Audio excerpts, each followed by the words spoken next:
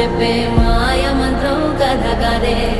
చంటోళ్లను భయపెట్టే భూచోడి కథ కదే, తాత ముత్తాతమ్మల భూతాల కథ కదే, విక్రమాదిత్యుడు చెప్పిన వేదాళుడి కథ కదే, దీపము నుండి బియ్యం వచ్చే అల్లావుద్దీన్ కథ కదే, ఇది ముడత చర్మం ముసలి చెప్పే కథ లాంటి నిజమే.